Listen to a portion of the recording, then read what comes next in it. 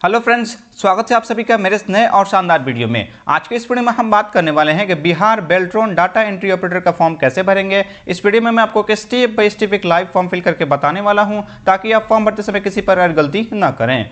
यदि आप inter pass हैं और आपके पास कंप्यूटर का सर्टिफिकेट है, यानी आपने कंप्यूटर का कोर्स किया है जो कम से कम 1 वर्ष का होना चाहिए, तब आप इसके फॉर्म को अप्लाई कर सकते हैं। इस वैकेंसी के बारे में मैं आपको एक ओवरऑल जानकारी दे दूं कि इसका सिलेक्शन प्रोसेस कुछ इस प्रकार है कि इसमें सबसे पहले रिटन टेस्ट होगा। 60 नंबर का रिटन टेस्ट होगा, जिसमें से 30% यानी 30 नंबर आपका लाना अनिवार्य होगा। 30% लाते हैं तो आप यहां पर क्वालिफाई होंगे। उसके बाद आपका टाइपिंग टेस्ट होगा। तो सिलेक्शन प्रोसेस काफी आसान है फ्रेंड्स। फॉर्म कैसे भरना है, चलिए शुरू करते हैं।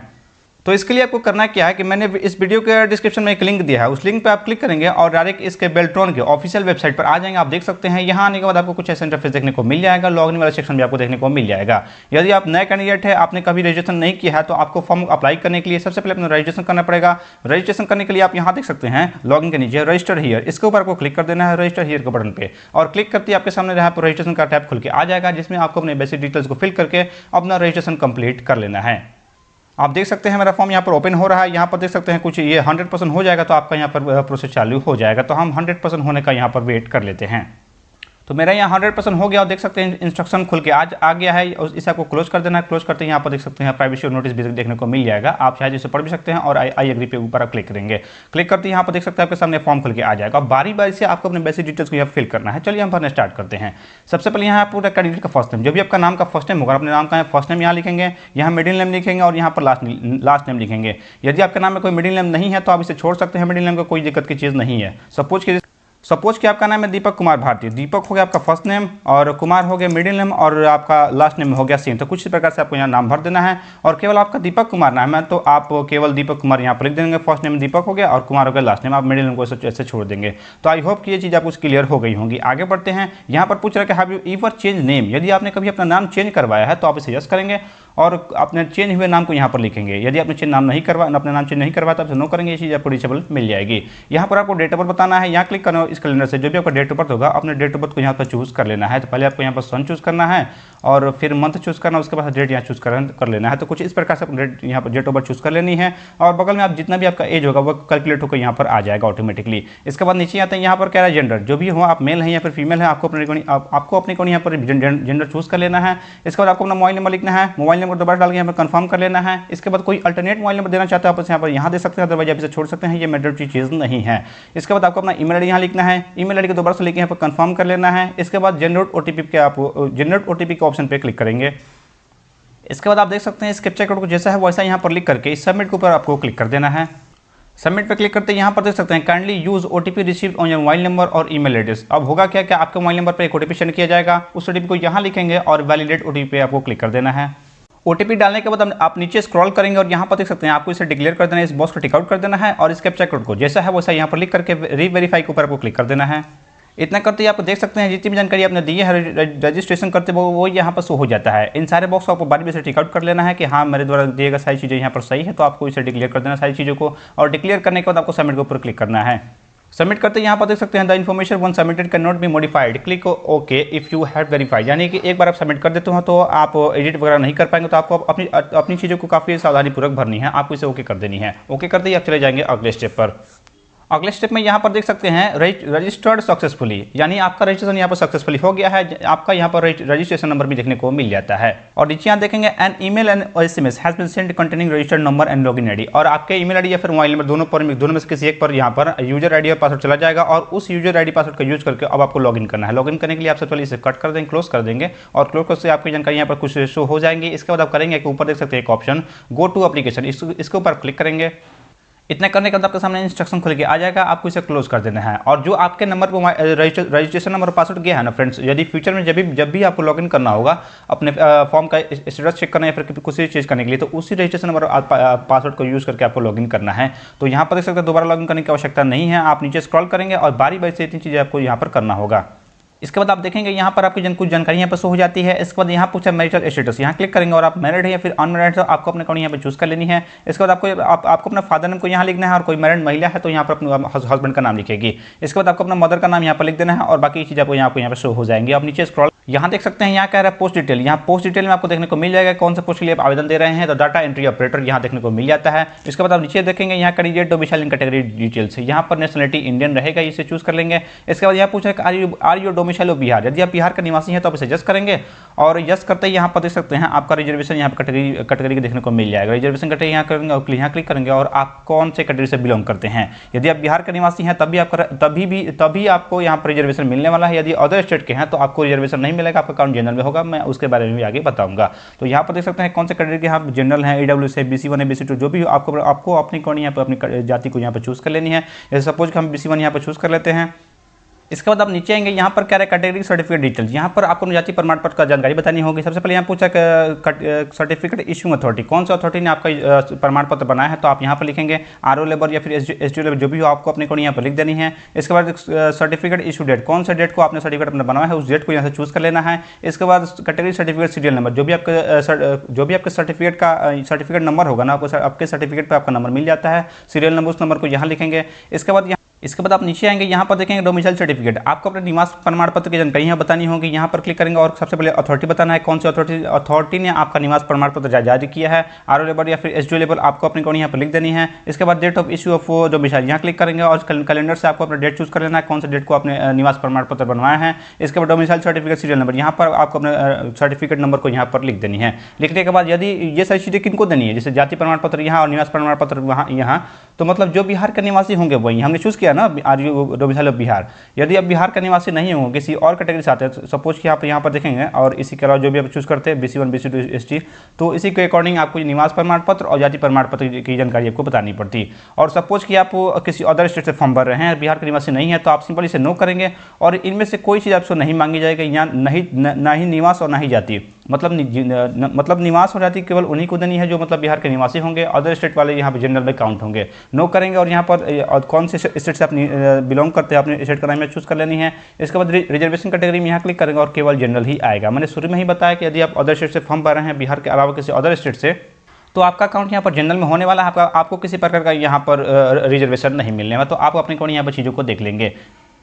इसके बाद नीचे आते हैं, यहाँ पर क्या है identification details, mark of visible identification, यहाँ क्लिक करेंगे और आप बॉडी में किसी एक तरह का आपको पहचान बता देंगे, जैसे कटा का निशान, जलक निशान, कुछ भी हो, आप कोई एक जानकारी यहाँ पर दे सकते हैं। इसके बाद प्लीज टाइप ऑफ आइडेंटिफिकेशन, यहाँ क्लिक करेंगे और यहाँ पर कोई एक डॉक्यूमेंट आपको देनी है, जैसे PAN card, driving voter ID card, passport जो भी हो, आप अपनी कोई इनमें से दे देंगे।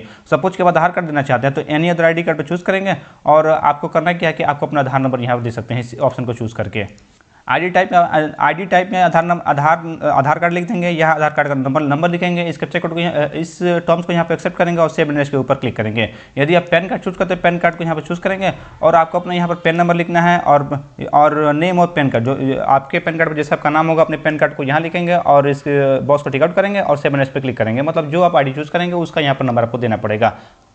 सेव नेक्स्ट करते ही आपका पहला स्टेप यहाँ पर कंप्लीट हो जाता है। यहाँ पर देखें डाटा सेव सक्सेसफुल, इसे ओके कर देंगे और यहाँ पर देख सकते हैं ग्रीन हो गया पर्सनल डिटेल्स। अब आपको आगे बढ़ना है एडिशनल डिटेल्स में। यहाँ पर पूछ रहा है कि RUPWD यानी आप विकलांग वगैरह है 40% से अधिक, तो आप इसे यस करेंगे और किस प्रकार का आप विकलांग है यहाँ पर आपको उसकी जानकारी बतानी है, कितना % है और टाइप ऑफ डिसेबिलिटी किस तरह का आप डिसेबल है। और यहाँ बताएंगे do you want two wheel chair support, तो आप व्हील चेयर का सपोर्ट भी लेते हैं तो आप इसे यस करें, उसी हिसाब से आपको जानकारी बतानी पड़ेगी। यदि आप विकलांग वगैरह नहीं है तो आप सिंपल नो करेंगे, ये सारी चीज़ आपको डिसेबल मिल जाएंगी। इतना करने के बाद आप सेव नेक्स्ट के ऊपर क्लिक करेंगे और क्लिक करते ही आप अगले स्टेप में जाएंगे जहां पर आपको कम्युनिकेशन डिटेल्स, यहाँ पर आपको अपना परमानेंट एड्रेस बताना है, यहाँ कॉरेस्पॉन्डेंट एड्रेस बताना है। सबसे पहले आपको 1 और 2 लाइन मिल जाता है। आपको करना क्या है कि यदि आप ग्रामीण क्षेत्र से आते हैं तो आपको अपने गांव का नाम इसमें ऐड कर दीजिए और दूसरे लाइन में आपको अपने पोस्ट का नाम ऐसे ऐड कर दीजिए और यहाँ पर आपको पुलिस स्टेशन का नाम भी इसमें ऐड कर दीजिए। मैंने एग्जाम्पल के लिए बताया, आप कुछ अपने हिसाब से यहाँ पर ऐड कर देंगे। इसके बाद आपको कंट्री का नाम यहाँ रहेगा, यहाँ अपने स्टेट का नाम यहाँ से चूज़ करेंगे। इसके बाद डिस्ट्रिक्ट यहाँ क्लिक करेंगे और अपने डिस्ट्रिक्ट का नाम यहाँ से चूज़ करेंगे। इसके बाद आपको अपना पिन कोड यहाँ पर लिखना है और देख सकते हैं यहाँ पर कॉरेस्पॉन्डेंट एड्रेस, यदि आपका परमानेंट और कॉरेस्पॉन्डेंट दोनों सेम है तो आप यहाँ पर सेम यहाँ पर लिख सकते हैं सब में, और अलग अलग है तो आप अलग अलग भी यहाँ पर दे सकते हैं। देने के बाद आप करेंगे क्या, सेव नेक्स्ट के ऊपर आपको फिर से क्लिक कर देनी है। सेव नेक्स्ट करते ही आपकी ये भी जानकारी यहाँ पर सेव हो जाती है और आप अगले स्टेप में आ जाते हैं। अगले स्टेप में जहाँ पर आपको अपना क्वालिफिकेशन और एक्सपीरियंस की जानकारी बतानी है। सबसे पहले यहाँ पर पूछा मैट्रिक की जानकारी। यहाँ पर सबसे पहले नेम ऑफ बोर्ड, आप कौन से बोर्ड से आपने मैट्रिक पास किया, अपने बोर्ड का नाम यहाँ पर लिखेंगे, और स्कूल कौन से स्कूल से आपने मैट्रिक पास किया, अपने स्कूल या फिर इंस्टीट्यूट का नाम यहाँ पर लिखेंगे और यहाँ पर क्लिक करेंगे। और आपके मैट्रिक में क्या था, परसेंटेज था या फिर सीजीपीए था या फिर ग्रेड सिस्टम था, जो भी हो आपको अपने को यहाँ पर चूज करेंगे। सपोज कि परसेंटेज था तो परसेंटेज यहाँ पर चूज करेंगे और यहाँ पर आपको मार्क्स ऑप्शन, कितना मार्क्स आपको मिला है अपने मार्क्स को यहाँ पर लिखेंगे और मैक्सिमम मार्क्स कितना मार्क्स का था तो यहाँ पर लिख देंगे। इसके बाद जो भी आपको परसेंटेज को यहाँ पे ऑटोमेटिकली यहाँ पे कैलकुलेट होकर आ जाएगा। और ईयर ऑफ पासिंग, कब आपने अपने मैट्रिक यहाँ पर पास किया, अपने ईयर ऑफ पासिंग को यहाँ चूज करेंगे। इसके बाद आप नीचे यहाँ पर कह रहा है एसेंशियल क्वालिफिकेशन डिटेल्स, यानी आपको यहाँ पर इंटर की जानकारी बतानी है। यहाँ क्लिक करेंगे और यहाँ पर 10+2 यहाँ से आपको चूज कर लेनी है। अब नेम ऑफ बोर्ड, कौन से बोर्ड से आपने इंटर पास किया है और कौन से स्कूल से आपने अपने इंटर पास किया है, स्कूल का नाम लिखेंगे। और सब्जेक्ट कौन सा, मतलब सब्जेक्ट कौन कौन से आपने इंटर में पढ़ाई की है, उस सब्जेक्ट का सारा नाम यहाँ पर लिख देनी है। जैसे कि मान लीजिए आप यहाँ पढ़े हिंदी, मैथ्स, केमिस्ट्री, आपको यहाँ पर फिजिक्स भी पढ़े हैं, तो इन सारे जितने भी आप सब्जेक्ट पढ़े हैं उस सारे सब्जेक्ट का नाम यहाँ से आपको ऐड कर देना है। पूरा लिखेंगे, मैंने शॉर्ट में लिखा ना, पूरा नाम आपको लिखना है। इसके बाद यहाँ क्लिक करेंगे और ठीक वैसे परसेंटेज था, सीजीपीए था या फिर ग्रेड था, जो भी हो आपको अपने यहाँ पे चूज करनी है। और मार्क्स ऑफ 10, कितना आपको इंटर मार्क्स मिला है और कितना मैक्सिमम मार्क्स का था। तो यहाँ पर देख सकते हैं सपोज कि 384 मिला और मैक्सिमम मार्क्स था 500, तो इस प्रकार कुछ आप यहाँ पर भर सकते हैं। इस हिसाब से जो भी आपका परसेंटेज रहेगा वो यहाँ पर कैलकुलेट होकर आ जाएगा। और यहाँ क्लिक करके आपको बताना है ईयर पासिंग, कब आपने अपना इंटर पास किया है, तो यहाँ से आपको चूज कर लेनी है। चूज करने के बाद आप नीचे आते हैं, यहाँ पर पूछ रहा है सबसे इंपॉर्टेंट चीज़ टाइपिंग मीडियम डिटेल्स। यहाँ क्लिक करेंगे और किस तरह का टाइपिंग आप देना चाहेंगे। यदि आपका रिटन निकलता है तो केवल हिंदी आपको टाइपिंग आती है, इंग्लिश आती है केवल, और हिंदी इंग्लिश दोनों आती है, तो आपको अपनी कोड यहाँ पे चूज कर लेनी है। मतलब जो यहाँ पे चूज करेंगे ना फ्रेंड्स, रिटन निकालने के बाद उसी का आपको एग्जाम यहाँ पर देना पड़ेगा, उसी का टाइपिंग टेस्ट आपको देना पड़ेगा। सपोज कि हिंदी करते हैं तो हिंदी का आपको टाइपिंग देना पड़ेगा, इंग्लिश करते हैं तो इंग्लिश को यहाँ पर करना पड़ेगा। अपने कोड यहाँ पर देख लेंगे, जो टाइपिंग आपको आती है वही यहाँ पर चूज करेंगे। मैं यहाँ पर रिकमेंड करूँगा ना फ्रेंड्स, आपको हिंदी और इंग्लिश दोनों आती है तो आप इसे चूज करेंगे, क्योंकि इसमें होगा क्या ना, सिलेक्शन आपको जल्दी होगा। जब मेरिट में होगा ना, तो मेरिट में जब भी वैकेंसी आएगी तो उसमें सबसे पहले आपका सिलेक्शन हो जाएगा। तो आप अपने कोड यहाँ पर हिंदी और इंग्लिश यहाँ पर चूज कर लेंगे यदि आपको आती है तो, अदरवाइज आप अपने हिसाब से चूज कर सकते हैं। और यहाँ पर बताना है कंप्यूटर की जानकारी, मतलब इसके लिए 10+2 और कंप्यूटर को होना अनिवार्य है। 10+2 की जानकारी हमने यहाँ दे दी और बारी आती है कंप्यूटर की। यहाँ कंप्यूटर रिक्वायर्ड BSM कोर्स, यहाँ क्लिक करेंगे और कौन से कोर्स आपने किया है, एक 1 ईयर कंप्यूटर कोर्स यदि 1 साल कोर्स आपने किया इसे चूज करेंगे। और सेकंड ऑप्शन है DDEO course qualified from BSc 400, जो 400 घंटे का होता है, इसे आपने किया तो इसे चूज करेंगे। और 1 ईयर यानी ADCA वगैरह आपने किया है तो इसे आप चूज कर सकते हैं, 1 ईयर कंप्यूटर कोर्स। इसके बाद इंस्टीट्यूट पास फ्रॉम, यहाँ क्लिक करेंगे कौन से इंस्टीट्यूट से आपने यहाँ पर अपना कंप्यूटर सर्टिफिकेट लिए हैं, कहाँ से आपने कंप्यूटर कोर्स किए हैं, उस इंस्टीट्यूट का नाम यहाँ पर लिखेंगे। इसके बाद इंस्टीट्यूट रिकॉग्नाइज और नोट, तो आपको इसे यस कर देना है। इसके बाद month and year of passing, कब आपने अपना कंप्यूटर कोर्स आपने कंप्लीट किया है, इस कैलेंडर से आपको अपना डेट और मंथ और ईयर चूज कर लेनी है। इसके बाद आप नीचे आते हैं, यहाँ पर पूछ रहा है कि any other higher qualification details, यदि आपके पास कोई और प्रकार का यहाँ पर डिग्री वगैरह है तो आप उसकी जानकारियाँ बता सकते हैं। यदि आपने मान लीजिए ग्रेजुएशन की है तो यहाँ क्लिक करेंगे और ग्रेजुएशन का यहाँ पर ऑर्डर चूज करेंगे और ग्रेजुएशन की जानकारी यहाँ पर बता सकते हैं। जैसे मान लीजिए आपने BA किया है, BSc किया, जैसे मान लीजिए BA किया, BA यहाँ लिख देंगे और डिग्री का नाम हो जाएगा। और इंस्टीट्यूट पास फ्रॉम, सब्जेक्ट यहाँ पर बता देंगे, ऑर्डर में लिख के यहाँ बता देंगे, और सब्जेक्ट का ऑर्डर सब्जेक्ट और मंथ एंड ईयर कब आपने पास किया था, परसेंटेज, मार्क्स और 10। यदि आपने ग्रेजुएशन की जानकारी बताना चाहते हैं तो आप यहाँ बता सकते हैं, अदरवाइज ये मैंडेटरी चीज़ नहीं है फ्रेंड्स, आप इसे छोड़ भी देंगे तो कोई दिक्कत की चीज़ नहीं है, आप यहाँ बता सकते हैं। इतना करने के बाद आप करेंगे क्या, सेव नेक्स्ट के ऊपर फिर से आप क्लिक कर देंगे। सेव नेक्स्ट करते ही फ्रेंड्स आपका क्वालिफिकेशन डिटेल भी यहाँ पर सेव हो जाता है, आपको इसे ओके कर देना है। और अगले स्टेप में आते हैं, अगले स्टेप में आपको टेस्ट सिटी का प्रेफरेंस देना है। सर यहाँ पर देख सकते हैं, आपका यहाँ पर देखने को मिल जाएगा, जो अपने स्टेट चूज किया होगा अपने स्टेट का नाम देखने को मिल जाएगा। और सिटी, कौन से सिटी में आप एग्जाम रखना चाहते हैं, जो भी नियरेस्ट हो आपको अपने को यहाँ पर चूज कर लेना। सपोज कि मेरे केस में पटना देना तो पटना यहाँ पर चूज करूँगा, और सेकंड आपको चूज कर लेना है कोई अलग से यहाँ पर चूज करना है, और थर्ड भी यहाँ पर चूज कर लेना, मतलब 3 अलग अलग सिटी आपको चूज कर लेनी है एग्जाम सेंटर के लिए। तो आप अपने को यहाँ पर चूज कर सकते हैं जहाँ भी आपको नजदीक लगे। इतना करने के बाद आप करेंगे क्या, सेव नेक्स्ट के ऊपर आपको फिर से क्लिक कर देना है, और क्लिक करते ही ये भी जानकारी आपको सेव हो जाएगी। अगले स्टेप में आपको डॉक्यूमेंट एंड पेमेंट करना है। तो यहाँ पर देख सकते हैं डॉक्यूमेंट के तौर पर सबसे पहले आपको यहाँ पर upload the scan copy of the recent passport size photo. यहाँ पर आपको अपना पासपोर्ट साइज फोटो यहाँ पर देना होगा, जो अपडेट होना चाहिए। और क्या टर्म्स एंड कंडीशन है फोटो के लिए, आप यहाँ क्लिक टू अपलोड पर क्लिक करेंगे ना, तो आपके सामने इंस्ट्रक्शन यहाँ पर शो हो जाएगा। अभी थोड़ी देर में हाँ देख सकते हैं आप यहाँ सबसे पहले पूछा कि the photograph should be passport size and coloured with white background. आपके जो फोटो का बैकग्राउंड होना चाहिए वो वाइट होना चाहिए, और जिसका साइज 50 से 80 के बीच होना चाहिए, और JPG फाइल में ये चल जाएगा। तो यहाँ पर देख सकते हैं इतना सारी आपको टर्म्स एंड कंडीशन मिल जाएगा। फॉर्म फोटो को अपलोड करने के लिए ड्रॉप एंड फाइल पर क्लिक करेंगे, ब्राउज पर क्लिक करेंगे ना, और आपको अपने फोटो का लोकेशन चूज करेंगे, जहाँ भी आप अपने फोटो को सेव कर रखें उसे यहाँ से अपलोड कर देना है। अगले स्टेप में आते हैं, यहाँ पर अपना सिग्नेचर अपलोड करना है। सिग्नेचर का टर्म्स एंड कंडीशन क्या है, यहाँ क्लिक करेंगे और आपके सामने यहाँ पर खुल के आ जाएगा। यहाँ पर देख सकते हैं पासपोर्ट, यहाँ पर देख सकते हैं प्लीज अपलोड रिसेंट सिग्नेचर 50 से 80 के बीच होना चाहिए और जेपीजी में ये भी चल जाएगा। तो आपको अपने कोडिया में चीज़ों को देख लेनी है। इतने करने के बाद आप नीचे आते हैं, यहाँ पर देख सकते हैं इतने तरह के सर्टिफिकेट यहाँ पर आपको अपलोड करने पड़ेंगे। आपके केस में हो सकता है दूसरा कुछ भी मांगे, यहाँ पर देख सकते हैं मैंने जो जानकारी दी है उस हिसाब से यहाँ पर इतनी चीज़ों को यहाँ पर अपलोड करना पड़ेगा। इनमें सबसे पहला है upload your scan 10th class certificate. आपको अपने क्लास का, आपको अपने मैट्रिक क्लास का यहाँ पर सर्टिफिकेट अपलोड करना है। ध्यान दीजिएगा, मार्कशीट यहाँ अपलोड करना है और सर्टिफिकेट यहाँ पर अपलोड करना है। इसका टर्म्स एंड कंडीशन का यहाँ क्लिक करेंगे और यहाँ पर रिटर्न सिग्नेचर, यहाँ पर देख सकते हैं कंफर्मेशन मिनिमम 100 KB से लेकर 300 KB के बीच होना चाहिए और जेपीजी और पीडीएफ में दोनों फाइल में ये चल जाएगा, मतलब 100 से 300 के बीच होना चाहिए। तो आप अपने कोड यहाँ पर देख लेंगे, इन सारे डॉक्यूमेंट का यही कंडीशन रहने वाला है, 100 से 300 के बीच ये चलेगा। आपको सर्टिफिकेट यहाँ पर अपलोड करना है, मार्कशीट यहाँ पर अपलोड करना है और upload your scan essential qualification. मानी एसेंशियल क्वालिफिकेशन में क्या डाला हमने, इंटर डाला था, इंटर की जानकारी आपको यहाँ पर देनी पड़ेगी। इंटर का सर्टिफिकेट यहाँ पर अपलोड करना पड़ेगा और इंटर का मार्कशीट यहाँ पर अपलोड करना पड़ेगा। और यहाँ पर देखते हैं upload your higher education qualification, यानी आपने अगर ग्रेजुएशन की जानकारी दी है तो उसका यहाँ पर अपलोड करना पड़ेगा। और यहाँ पर आपको अपने कंप्यूटर का सर्टिफिकेट यहाँ पर अपलोड करना पड़ेगा और upload your other relevant document. यदि कोई अदर डॉक्यूमेंट यहाँ पर अपलोड करना चाहते हैं तो यहाँ से भी अपने अपलोड कर सकते हैं। सपोज कि आप बिहार से आते हैं और बिहार के निवासी हैं तो आप यस करेंगे तो आपको निवास प्रमाण पत्र के साथ साथ आपको अपनी जाति प्रमाण पत्र यहाँ पे अपलोड करना पड़ेगा। तो मेरे केस में कि मैं अदर स्टेट से यहाँ पर फॉर्म भरा हूँ तो इन सारी चीज़ों को यहाँ पर जिक्र नहीं है निवास और जाति का, तो आप अपने को यहाँ पर चीज़ों को देख लेंगे, मतलब जो मांगेंगे उसको उस सर्टिफिकेट को यहाँ पर आपको अटैच। इसमें एक तरह की परेशानी क्या आती है फ्रेंड्स, बहुत सारे लोग यहाँ पर, बहुत सारे लोगों के मन में कन्फ्यूजन भी होगा और बहुत सारे कमेंट करके पूछते हैं। तो यहाँ होगा कि मतलब सर्टिफिकेट की जगह पर क्या हम अपना मार्कशीट यहाँ पर अपलोड कर सकते हैं?